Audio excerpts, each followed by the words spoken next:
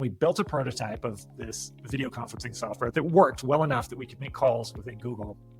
And that prototype took off inside the company, and people started using it for meetings, and eventually it became what's today Google Meet.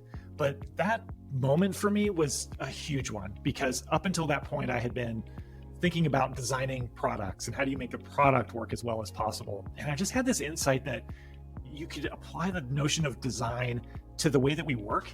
Differentiation is huge. It's the only thing that matters. It's something that I think every product person, every founder, they ought to be thinking about it from the moment they start the project. You're absolutely right that you see a lot of large companies delivering products, and it's not clear that the differentiation has been thought through. It feels very much like at the last second, we're just trying to develop a story around this. The product should start with the story. Creating great products isn't just about product managers and their day-to-day interactions with developers. It's about how an organization supports products as a whole, the systems, the processes, and cultures in place that help companies deliver value to their customers. With the help of some boundary-pushing guests and inspiration from your most pressing product questions, we'll dive into this system from every angle and help you think like a great product leader. This is the Product Thinking Podcast. Here's your host, Melissa Perri. Hello, and welcome to another episode of the Product Thinking Podcast. Today, we're joined by Jake Knapp, co-founder and general partner at Character Capital, and the brilliant mind behind the New York Times bestselling book, Sprint. Jake has been instrumental in creating products like Gmail and Google Meet, and is now reshaping product development with his new book, Click. As someone who transforms complex ideas into actionable strategies, Jake's insights are invaluable for any product enthusiast. I'm thrilled to dive into the Click book more today and explore how he helps products succeed in today's fast-paced market. But before we talk to Jake, it's time for Dear Melissa. This is a segment of the show where you can ask me any of your burning product management questions. Go to dearmelissa.com and let me know what they are. Today's episode is brought to you by LiveBlocks, the platform that turns your product into a place that users want to be. With ready-made collaborative features, you can supercharge your product with experiences that only top-tier companies have been able to perfect. Until now. Think AI co-pilots like Notion, multiplayer like Figma, comments and notifications like Linear, and even collaborative editing like Google Docs. And all of that with minimal configuration or maintenance required. Companies from all kinds of industries and stages count on LiveBlocks to drive engagement and growth in their products. Join them today and give your users an experience that turns them into daily active users. Sign up for a free account today at liveblocks.io. Here's this week's question. Dear Melissa, how do you recommend a strategic portfolio view for 28 different products? It's a lot of products. One thing I would think about when you're thinking about views is who is viewing it, right? Who's your audience and what do they have to do when they are looking at 28 different products? It's probably going to be the product leader or the CPO across all of those products trying to figure out how to bring them together. You might also have a view for different dependencies between the different products. You might want to do a view as well for sales so that they understand what's coming up in the rest of the company, what's coming up and what's launching. Let's think about the different views that you would actually do. When you think strategic, I'm thinking that your executives are probably going to be the ones who are looking at this. Executives, maybe the head of product, and they probably want to look at what's laddering up to our strategic intents. So I would try to think about what are the big types of initiatives going on across these products. They're going to ladder up to making meaningful progress towards our business goals. And how can I show that in a view, right? What do we believe these different products are going to do to contribute to those business goals, which I call strategic intents? And how do I put a view out there to bubble up all the nitty gritty into something that an executive can look at and say, oh, I understand that. I understand that when we achieve this initiative, it's going to make meaningful progress towards reducing our churn or entering a new market, anything like that. So you don't want to go into all the nitty gritty that's on the roadmaps for every 28 of those different products, right? You don't want to get into what I would call options. Some people call it epics on the teams. We want to go up a level into initiatives. And then the initiatives, they need to be defined so that they're long-term enough to actually make meaningful progress. But they also should be things that are tying back to customer problems, tying back to bigger feature ideas or bigger product ideas, and then relate them back up to the strategic intents. So you want something that's like a portfolio road mapping tool to help you do this. I'm an advisor for a company called Dragonboat that does do that. And I like it because it does give me those views all the way back up to that strategic portfolio. So if I'm an executive, I can actually look at my 28 different products, all those different views on there.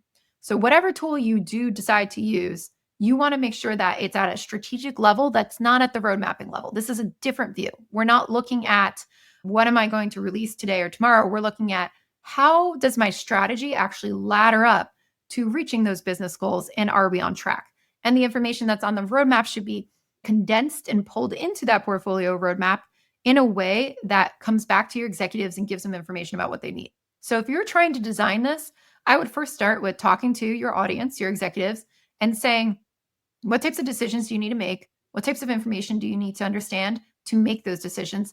And then back out from there to actually design your strategic portfolio roadmap. That's going to give you the information that you want. Then you're going to be able to start to slice and dice your views in whatever tool you're using to be able to deliver that to them. I'd also recommend consolidating these things around one tool eventually so that you can have different views for sales about what's going to be released and hiding a bunch of stuff that might be in discovery. You're going to have different views for the rest of the organization, maybe cross teams, interdependencies. That's what happens when you start to put this more into a tool that can do portfolio road mapping. So I hope that helps with your question. 28 products is a lot. You want to make sure that you're giving the right people the right information. And remember, there is no one view to rule them all. So that's it for Dear Melissa this week. If you have questions for me, again, go to dearmelissa.com and let me know what they are. Now, let's go talk to Jake. Hey, Jake, welcome to the podcast. Hey, Melissa. Thank you for having me. So you have written a very well-known book out there called Sprint that talks all about how people can test their ideas and figure out how to deliver value to their customers faster. Can you tell us a little bit about what got you into this journey of authorship and writing books about how we build better products? Yeah, I'm going to take you all like way, way back to me as a kid because there's a connection for me. I started off as a computer nerd. I started off as a baby, but as I got older to be a kid, I was around Apple computers and then Mac computers. My mom was a teacher, and this is in like the 1980s and 90s. And she always had a computer at home, and I was always tinkering with them, playing games, and then eventually trying to figure out how to make my own computer games. And that process of having an idea, making it, and then testing it with people, in this case, it was my friends, but seeing if that idea could come to life and actually work for people was just a delight for me, just one of the absolute highlights of growing up. And when I grew up and started working in technology, that drive to create something that people love has just always been there. So I worked at Microsoft for a few years in the early 2000s and then went to work at Google in kind of mid 2000s. And I was a product designer. I was building products and leading projects like Microsoft Encarta, which was an encyclopedia on CD-ROM a long time ago. And then at Google, working on Gmail. And I was loving the difference from being on your own, making your own product. When you work with a big team in a big organization, you can deliver something that's much more complex and you could reach a lot more people. It takes longer, but you get those advantages, and that's wonderful. But around the time I had been at Google for maybe a couple years, I started to notice something that was a problem, a gap. And it was that we often took so long figuring out the form of the thing. And a lot of times we didn't get it quite right. And so I had seen projects at Microsoft and at Google that were really great ideas. They had promise, it seemed, but they never saw the light of day. And other projects where you're like, gosh, the form that it came out in, it just wasn't quite right. And so I had been working on this project at Google for a couple of years, a side project. So my main project was Gmail. Now I was working on this side project with a couple of colleagues, and we had this idea for video conferencing in the web browser. So this is like 2007, 2008. And at that time, it was really a hassle to do a video call. And we thought, gosh, we have the technology at Google, we could deliver this right in the web browser. And so we're working on it, but we keep trying to pitch it to different people, trying to put together like a deck or like a PRD that'll explain it. And nobody's really quite getting it, quite loving it. Anyway, I reached this moment in 2009 after the financial crisis. Google had started shutting down some of the small offices, and my colleagues worked in this office in Stockholm, and I freaked out. I traveled to Stockholm for a week to work with them, and we're like, we have to, this is our last chance really to get this thing going, because we were afraid they would close the office. And in those few days, we canceled all of our meetings, and we said, forget about the document, forget about the slides, we have to make a prototype. And we built a prototype of this video conferencing software that worked well enough that we could make calls within Google. And that prototype took off inside the company, and people started using it for meetings. And eventually it became what's today Google Meet. But that moment for me was a huge one, because up until that point, I had been thinking about designing products and how do you make the product work as well as possible. And I just had this insight that you could apply the notion of design to the way that we work.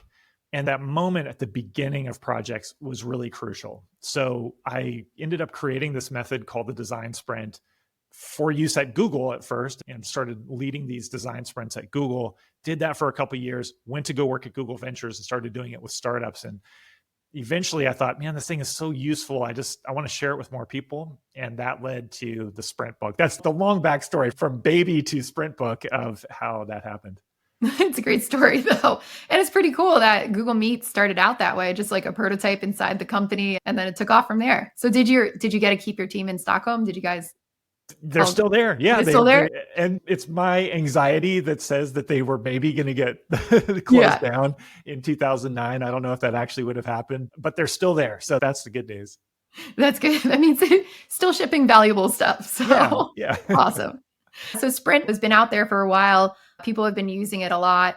And recently you wrote a new book called Click, which I just read, which is very exciting. At first I read it and I was like, Click, is it like clicking on stuff? And then I got to the first page and it was like, no, how do we build products that actually click with people and find the right problem and the right solution, which I think is so important. What made you want to follow up Sprint with this book? I had that moment in 2009 of realizing there's a gap here. There's something missing with the way we start projects. I worked at Google up until 2012, worked at Google Ventures from 2012 to 2017, wrote the Sprint book, came out. In 2021, I had left Google, and my co-author on Sprint actually, and I and our friend Eli Blee Goldman, we started a venture fund of our own called Character Capital. And we started to have this experience of being the general partners as well as the design partners who are working with the founders. So at Google Ventures, we were design partners, we were working with founders, but now we're working with folks as the investors. And it gave us the opportunity to have a lot more conversations with founders, especially in the earliest days of their companies, pre-seed founders who are really just getting going.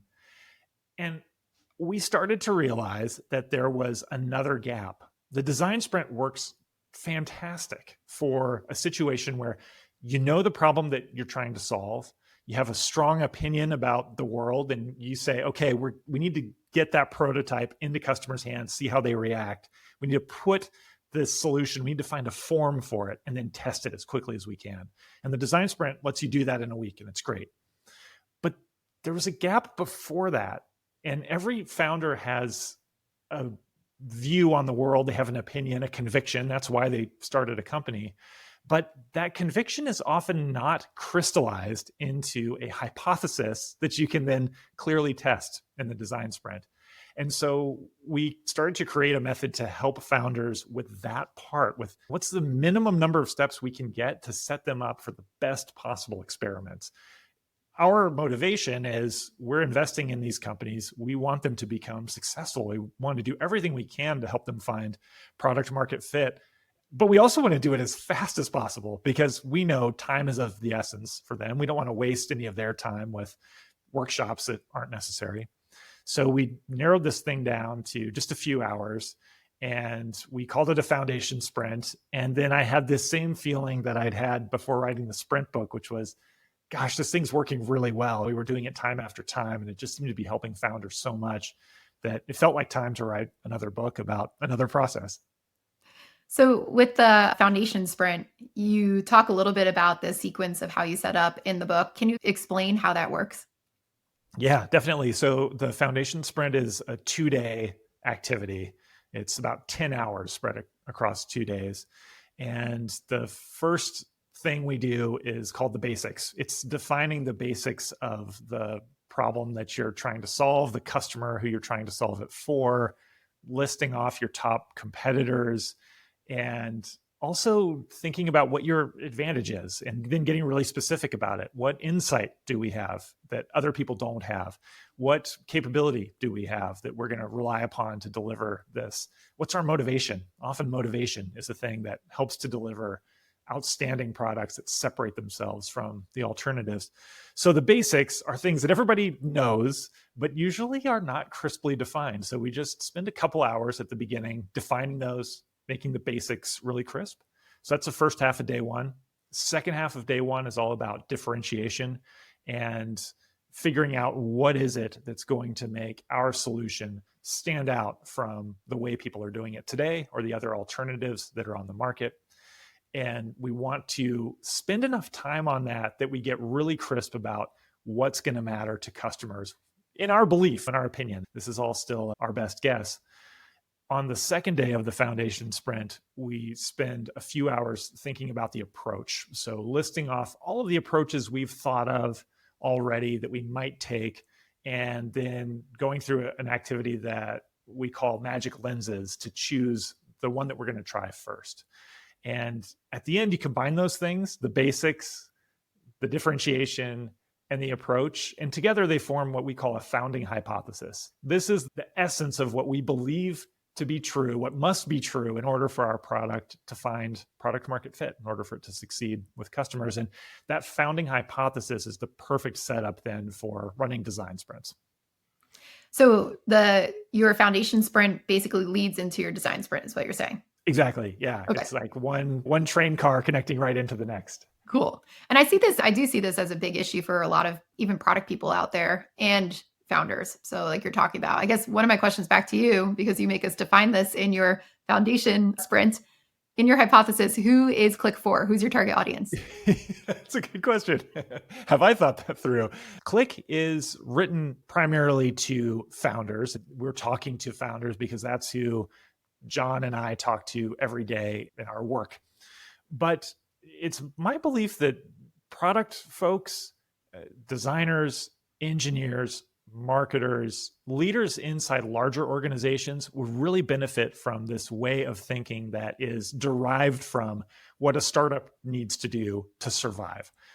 I've worked in large companies. I've worked now with hundreds of startups at different stages, but for me, the most fun part is working with those really early stage startups where they're in survival mode. They've got to find product market fit in order for the company to actually live.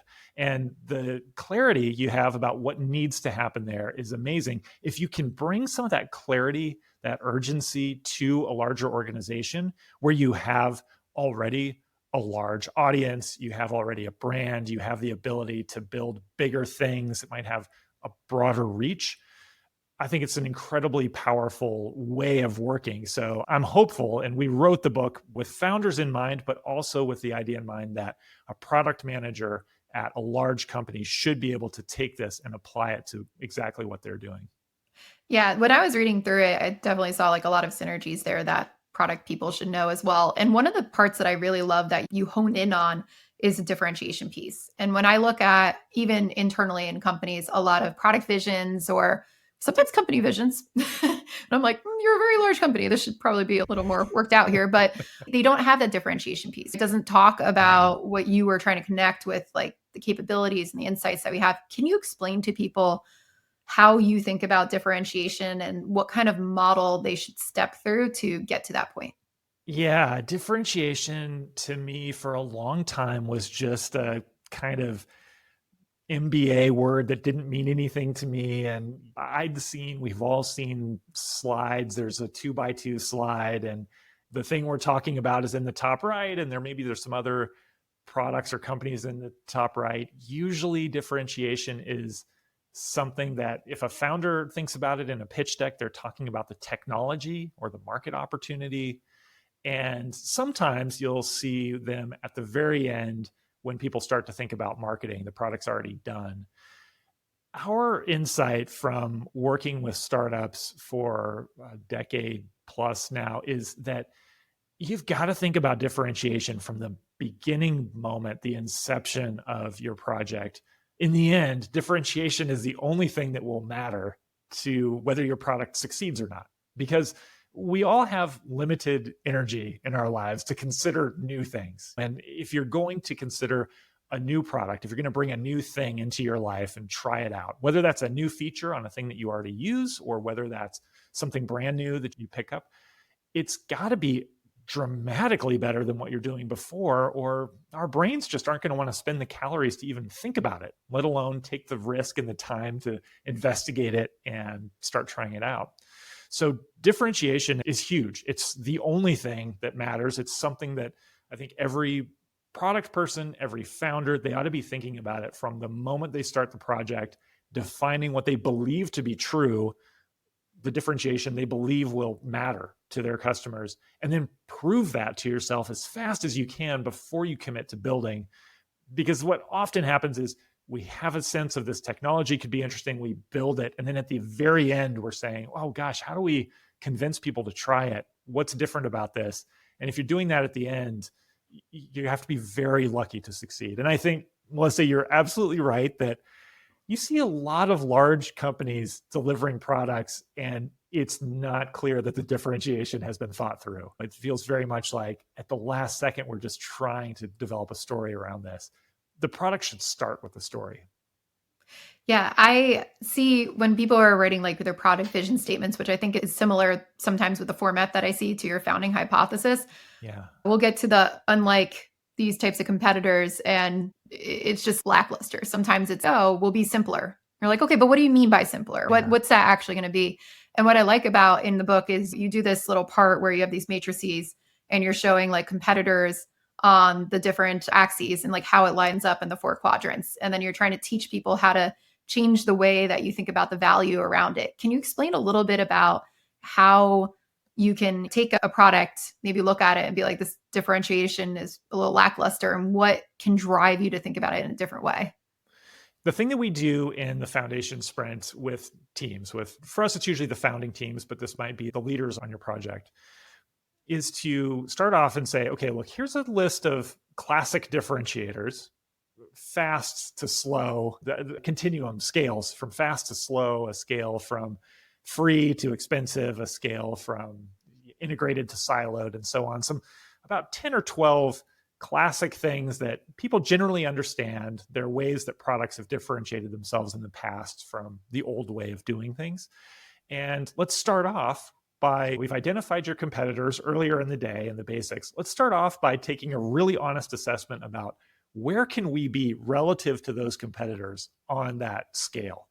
And when teams do this, they usually find that maybe there's 1 or 2 where they differentiate a lot on there, but often they'll say, we need to go deeper. We need to find a differentiator that's particular to us, because what we're doing is a little more specific, maybe a little more sophisticated.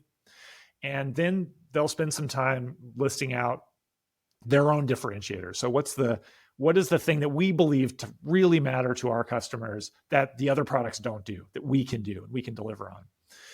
And I think that when you're primed by what's the competition, and you've been really realistic about how tough the competition is, and you're primed with your insight and your motivation and your capability, it's a perfect moment to say, okay, this is the thing that we believe will really be true. And then we get specific and we'll chart out, okay, let's go competitor by competitor. You choose one of these differentiators. Let's go competitor by competitor and compare where we think they are on a scale. And often what seems at first blush like, yeah, we can win on that, when you really get honest and you're thinking about it, you say, oh no, I don't know if that's true. Now, all of this stuff about differentiation that we do in a foundation sprint, again, it's to create a hypothesis. So a hypothesis is just a prediction about what we think will happen. In a design sprint, we're going to build a prototype. We're going to put it head to head against those competitors and watch what happens when customers are choosing, when they're shopping between their options. And that's when you really find out, does that differentiation matter? Can you deliver on that differentiation? Have you figured out the right form of your product that actually carries that story through. And that's when it gets really interesting. You start to see the scorecard where you're like, is it different enough on that axis, on that axis? And that's when we look for whether the product clicks. Hey, product people, I have some very exciting news. Our new Mastering Product Strategy course is now live on Product Institute. I've been working on this course for years to help product leaders tackle one of the biggest challenges I see every day, creating product strategies that drive real business results. If you're ready to level up your strategy skills, head over to productinstitute.com and use code LAUNCH for $200 off at checkout.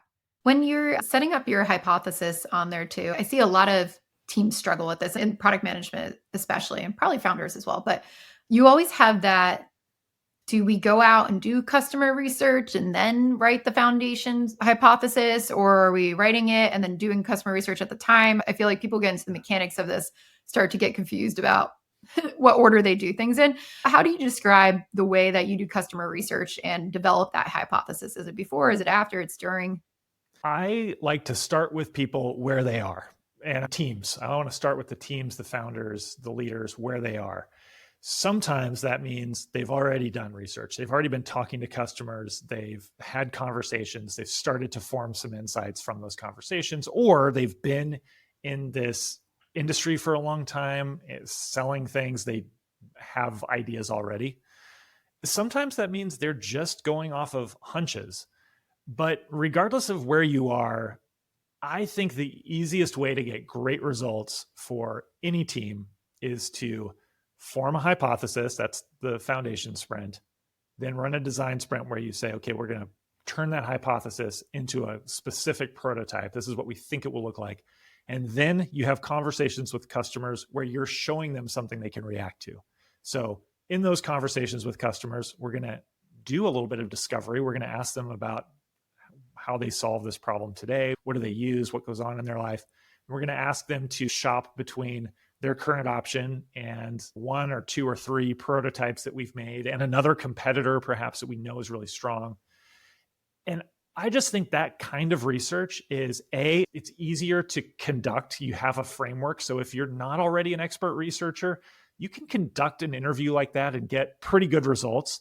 Expert researchers are always going to get more out of these kinds of things, but an amateur like me can get pretty good results from that because of the framework of having the prototypes and the alternatives. And the other thing is that if you have a lot of people on your team, or even a few, it's a lot easier to get them deeply involved in the research process if it's a prototype that they took part in building, if it's an expression of their hypothesis, rather than, we know you're already thinking something, but I went off and did a bunch of research and now here's my report. It's hard to get that to break through. It's a lot different when you're watching this thing you've been working on and you just want to know, did it work or not? So I know for a lot of folks that feels like putting the cart before the horse, but I just think it's a more versatile, more honest way to start off a project. And it's not to say that other kinds of research beforehand aren't valuable. They certainly are. It's just to say, not every team can do that well. Not every team, even if they can do it well, will listen and absorb it. But this method does get absorbed. It is durable and resilient to less than great researchers like me conducting the interviews. And I think that's pretty powerful.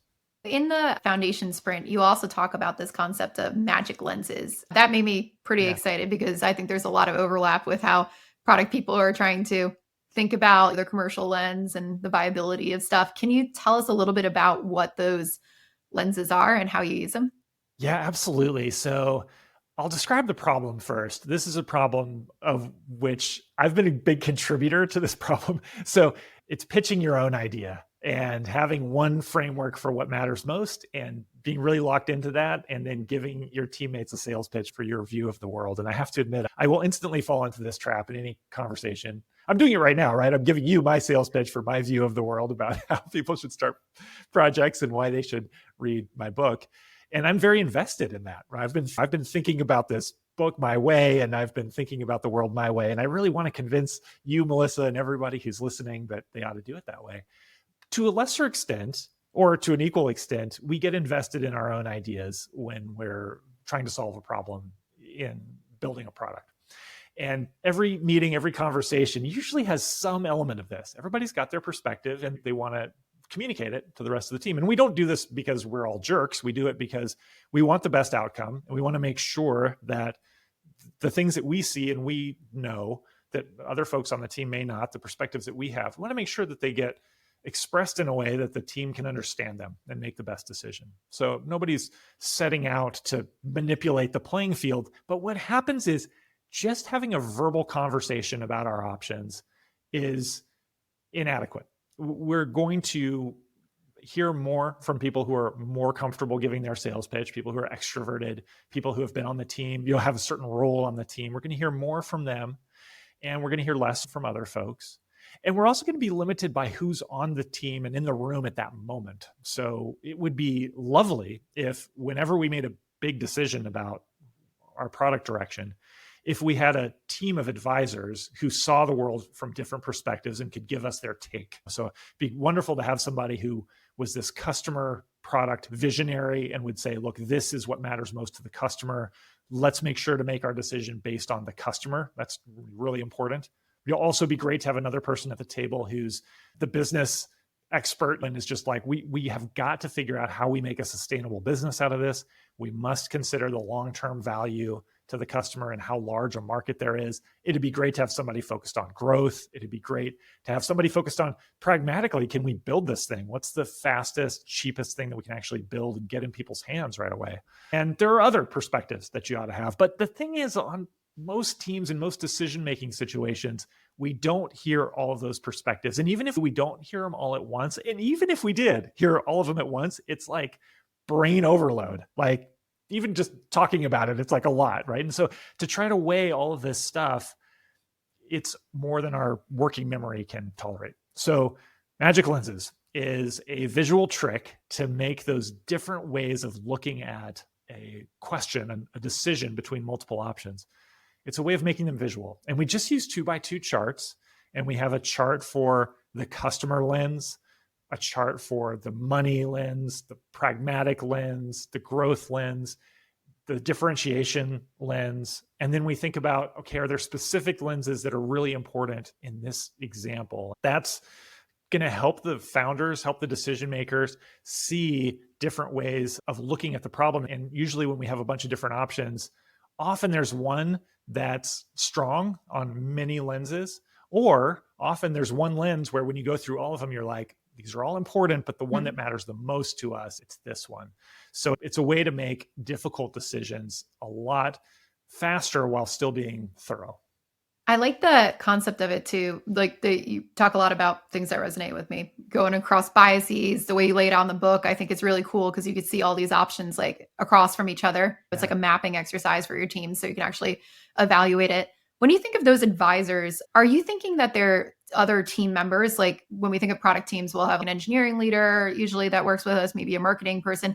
Are those people that would be on your team, or are we going out and sourcing people outside our team? It can be both of those. Okay. So as we go through and make a chart for each of these, and so specifically this happens on day 2 of the foundation sprint, we'll make a list of the options for what are the approaches we could take to this project, not the specific details of the solution, not, oh, the button should be here and that should be blue, but what's the sort of approach? Are we building a plugin for another company's software, or are we building software of our own and it's a chat-based interface, or are we building an app, whatever, like the broad approach? We're weighing the broad approach that we are going to take as a business. And we're going to map out as we go through lens by lens. It's wonderful if there's a person on the team who can be in charge of each lens. So we can say, all right, Melissa, you're our business expert. So you're going to tell us which of these you think has the most long-term value potential, which one has the largest potential audience. And we're going to rely on you to score these and plot each option on that chart. And then when we get to the marketing lens, well, maybe we'll ask the marketer to be in charge of that one. But sometimes those folks aren't on the team, and occasionally a startup founders will bring in a ringer. They'll bring in a friend of theirs who has a particular expertise, and then that person would be in charge of it. But honestly, sometimes you just have to go with what you've got. And even going through and saying, okay, let's try to put on the hat of that person. And they're not in the room, but let's imagine that there was somebody who was just standing on the table, beating their fist against the wall, saying, we have got to grow. We've got to grow. What do we think they might do as they rank these? For startup founders, and I think it's true for product managers, they're wearing a lot of hats all the time. And when that person who's a dedicated expert in that domain isn't available, you can usually rely on another leader to say, okay, I can take my best guess, and it's going to help inform the decision. Yeah. I like the fact that it just points it out. It like makes you actually think about that topic as well. Yeah. Even if it's not your expertise, you're like, oh, I do have to consider marketing. Like that's an important part. Totally. Yeah. And if you were having a conversation with me about something, I would get stuck on one lens. And I'm doing all of these methods because there are problems that I've had too myself. And I need a framework to remind me to be a bit more diligent and a bit more thorough before committing myself to weeks or months or years of work on potentially the wrong direction. Yeah, for sure. When you're talking a lot about the concepts with this in design sprint, I'm sure some people are thinking like, hey, this sounds a little bit like lean startup. Where do you see the difference or the similarities between the two different frameworks? Yeah, I would say it's mostly similarities, but with some valuable differences. The similarity is in the philosophy, and the philosophy of the lean startup and the philosophy that we think is the right one for folks who are starting out is to experiment, to not assume that your prediction about the world is going to be true, but to run as many loops, we call them tiny loops, from your head to your customers as possible before you commit. Because even in the world of AI tools, which obviously are allowing people to build much, much faster, it's really important, it's paramount, and it always has been, but I guess it's even more true now, that you're building something that matters to customers, that's different from the alternatives, that's worthwhile. And running those experiments is the way you get there.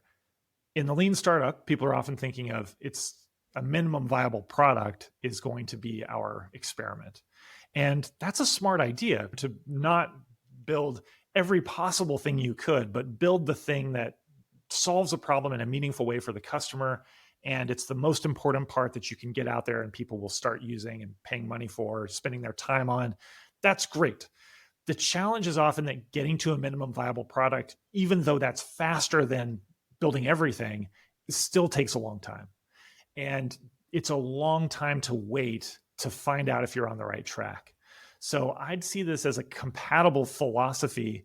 We're just saying run those first sets of experiments over the course of the first weeks of the project and experiment every week. So the foundation sprint is forming your hypothesis. And then we run design sprints with our startups to get them thinking about, is that prototype working? Is the hypothesis true? And if it's not yet, is that because our solution isn't right yet? Or is it because our hypothesis is a little off? And so we'll see teams making adjustments on both sides of the ledger. The prototype needs to be improved or changed or altered in some way, or our hypothesis is a bit off. We need to go after a different kind of differentiation. We need to go after a slightly different customer. And figuring that stuff out as quickly as you can in this one-on-one prototype phase sets you up to do a much better job with your MVP, which in turn sets you up for that long-term, the full product success. Yeah, I see a lot of people gravitate to trying to over-engineer a lot of MVPs or experiments, right? Because they get that word product stuck in their head instead of thinking about it as an experiment. But what I do like about your frameworks and what I try to encourage product people to do too is I don't think there's something wrong with time boxing stuff once you get to a certain area. But there's like this one thing I see people do, which I think is not the right concept. And I'm trying to like back into this. And I worked with so many organizations who'd be like, okay, we're going to have everybody sprint back to back throughout the quarter. But the first week of the quarter is the design sprint or it's a discovery sprint. And you take 1 week and you like figure out what you're going to do. And then you spend the rest of the time building it. How do you react to that? Let me put it out there. Have you seen that before? And then how do you think about baking in the discovery and design sprints and stuff into cadences that are ongoing? Clearing the first week of the quarter to design the thing before you start, it's certainly better than other things I've seen and experienced, which is like, we're just building all the time and try to catch up and figure out the product and bolt it on to what's already being built. Because we can't have the engineers pause. God forbid they should stop building. And that's the genesis of a lot of mediocre products that nobody cares about. So we had to build something, but a week is often not enough. It happens that in 1 week you nail it and you run that test on Friday of that week and customers love it. It clicks to do a book plug at the same time, but like it happens sometimes. It's not most of the time. Most of the time we see it take 2 to 3 sprints before something clicks. And sometimes it won't, even after you'll hit 3 and you'll be like, okay, now we're really sure that wasn't the right direction. We're going to need to pivot and do a couple more. But in 90% of cases, if a team has a good idea as an expert team, they'll usually get there by the second or third sprint. They'll start to see, yeah, we're feeling really good about this. Let's start to use the prototype as the source of truth and start engineering a working product based on that prototype. If you clear 3 weeks at the beginning of your quarter to run a foundation sprint, to run 2 to 3 design sprints, and you get done sooner, like nobody's going to complain that they now have extra time to build the thing. But that's a hard switch for folks to make when so much of the way organizations work has been to optimize engineering. And it's been that way for decades. Everybody's head has been, and gosh, the engineer's time is so valuable. We've got to optimize every second out of them. I have seen how difficult it is for teams to change that way of working. I hope that the pressure from AI and the fact that it allows us to build faster will encourage people to look at these, what may feel like a radical shift of clearing 3 weeks, to get the product right, because so often that engineering rush ends up just being months and years of building the wrong thing. And the 3 weeks it would have taken to get it right in the beginning, it's a bargain when you actually put it on a scale. I have a little illustration in the book of just my sort of back of the napkin drawing of what it looks like if you're spending a year on something and what 3 weeks look like next to a year. A year is 52 weeks and most projects take a year or more. 3 next to 52, it's like nothing. Yeah. Anyway, I could go on and on, but I'm all for a bit more time at the beginning of a project decision. Yeah. And I think it's great that you clear that up too, because I think sometimes people take stuff super literally and you're like, oh, you could do a foundation sprint in a week or in a design sprint. And they'll be like, oh, that's all you need, right? That's it. That's totally. Ship it next. Yeah. And I hope people like understand that you might come out and realize that you're building the wrong thing. Yeah, and I'm in a tight spot. I'm always trying to pitch to people that, look, this is really fast. It's not going to take you forever to do it, but I also want them to do it right. And so the truth is, you take that 3 weeks or that month at the beginning and you're going to be in a great situation. I also know that for teams for whom that's just, they're like, look, the realities of my organization, I'm not there yet. I don't have the sway yet to make that change. If you run the foundation sprint, you will be better off than if you didn't. If you have clarity around, this is our hypothesis. If nothing else, having that hypothesis and showing it to people within the organization again and again, it makes it really clear the risk. The hypothesis shows the risk. So we believe that if we create this solution for this customer, it's going to be different in this way, and it's going to matter enough to them that they're going to choose it over, and you list the competition. That's scary to see spelled out. And the problem is we rarely spell that out in such simple terms. I think people will see that and hopefully they will want to run tests. Yeah, which is a good point. And I think it's true. If you have a week, it's better than nothing. So use it wisely. Yeah, totally. In the book too, you have a ton of case studies of companies in here that you've worked with. What's an example of one of them that you've worked with using the foundation sprint that kind of changed your perspective on where they started? Yeah, we were arranging a time to have this call and you sent me a link using Reclaim. And Reclaim is a calendar AI tool that helps to give you a little bit more focused time. Hopefully, I hope it's working for you in that way.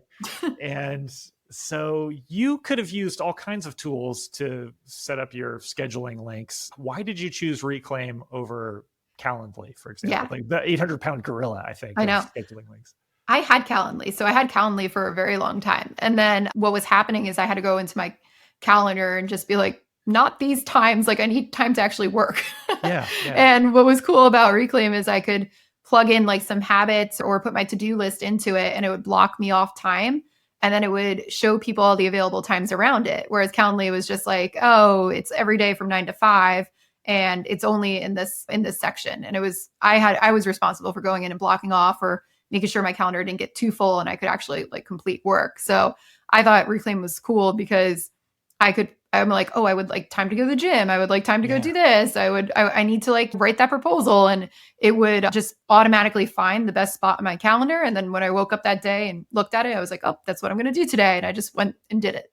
Okay, cool. So that was a great Reclaim testimonial. So we're investors in Reclaim at our venture fund, Perfect. Character Capital. So that was perfect. But to rewind back to when Reclaim was building that feature, we ran a foundation sprint beforehand, and they had some of the product already working. And this notion that you create your priorities and it creates blocks on your calendar to help you with those priorities. And it's something that a lot of individuals were using.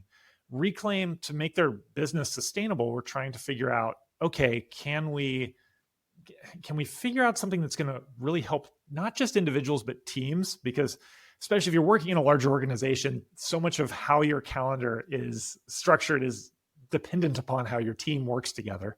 And also, can we make something that's so valuable that people will pay for it? Because that's what's going to make this a sustainable business for the long run. And so we ran a foundation sprint, and we were doing magic lenses. And they came in with a bunch of different approaches they might take to this challenge of what are the things we should build to really solve this problem well, for delivering on this promise of protecting your time. And the leading candidate they came in with was this concept called team analytics. And so they, really smart engineers who started the company, and they're thinking about how much you can see about the way you work from analyzing your calendar. And what if you could analyze the way the whole team worked and deliver people some reports on that? And it sounded really interesting, but they decided to do the foundation sprint and consider multiple approaches. So they listed off other approaches they had thought of.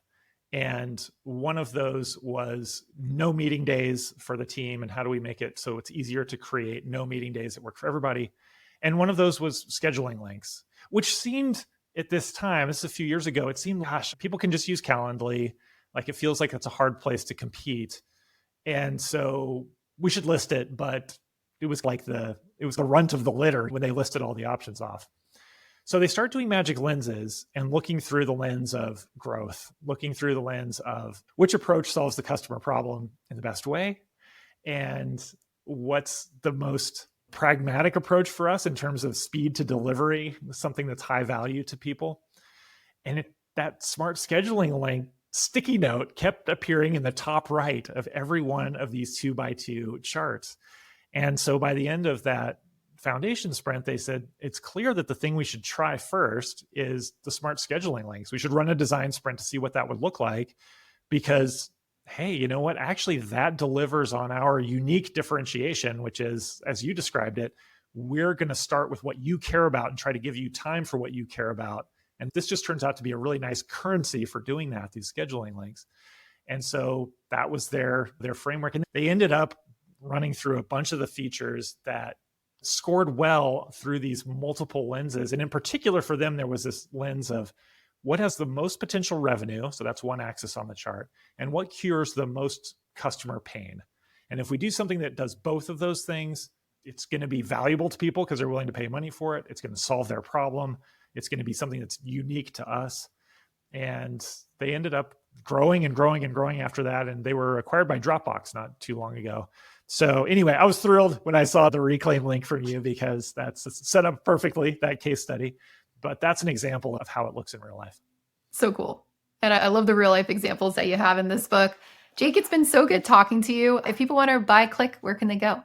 They should go to theclickbook.com if you want to get some bonus materials that'll help you run a foundation sprint. You can get some bonus materials right away once you've ordered the book on theclickbook.com. You can also, it's available everywhere. So if you're on a Kindle or if you like audiobooks or whatever, you'll be able to get it through all of the normal methods. And you can also check out character.vc if you're a founder and you're interested in learning more about working with us and running foundation sprints or design sprints directly from the source. But you can do it on your own. It's just fun to do it with us. It does sound like a lot of fun. Thank you so much, Jake. We will be putting all of those links at our show notes at productthinkingpodcast.com for our listeners. So if you go to productthinkingpodcast.com, find Jake's episode, you'll see links to all of those things. Thank you for listening to the Product Thinking Podcast. We'll be back next week with another amazing guest. And in the meantime, if you have any questions for me, go to dearmelissa.com and let me know what they are. We'll see you next time.